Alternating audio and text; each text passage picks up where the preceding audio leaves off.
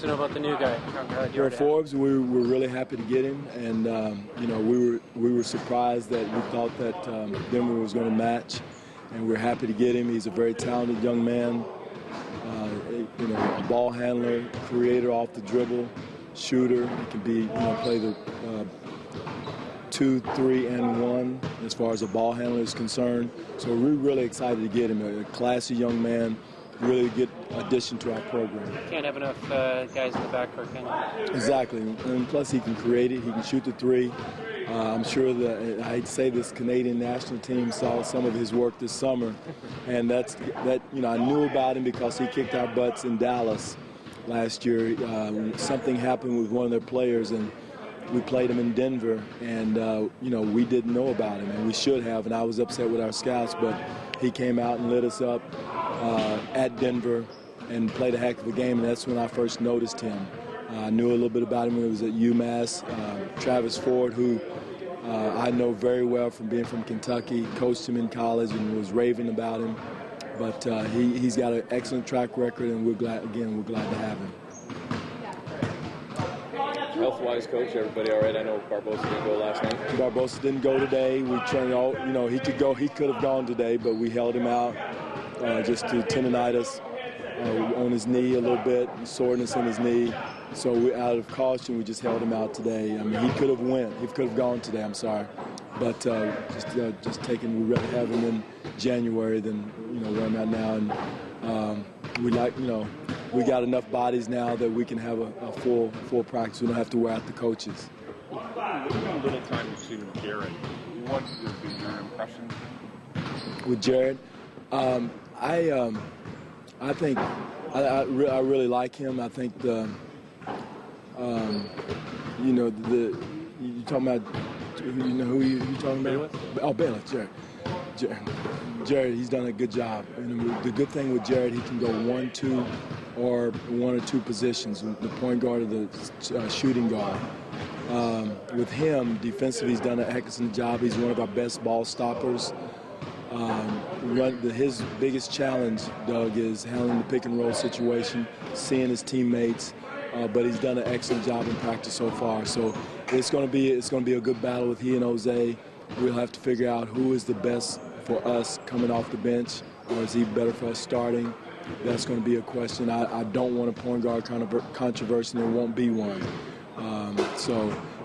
With him, he does give us juice off the bench as far as coming in, changing the game, pushing the basketball. And if I was leaning one way, it would be that way right now. But again, I haven't made my mind up 100%. Is learning to offensively run screen roll the hardest thing for an NBA point guard?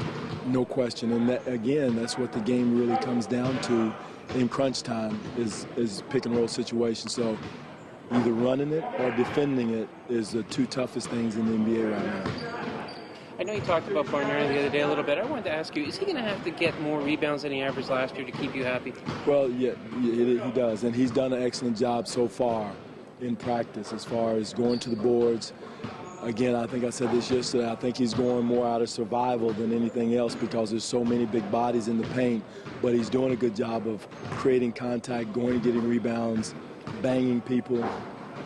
So I told him we need 2 a quarter. 2 a quarter, you're up to 8. And you fall into a couple more, so that's our goal with him, and he's made a concentrated effort of doing that. We had dinner the other night. We talked about that extensively, and that's one of his goals this year is to be a better rebounder. Others have said the same thing to him over the years, but how do you know you're going to be able to get through to him? Well, you would hope. I think age has something to do with that. Maturity. Understanding when he can get in there and how to get in there, I think that has a lot to do with it. I'm not saying it's me, it's more on him. Mm-hmm. It's when he decides he wants to go get the rebounding, and he stated he did, and I'm not going to have a whip and chain and have it over his head and make him go in there. He's he's a pro. He's a star of our team, and I believe in him, and I know he'll make an effort to go in.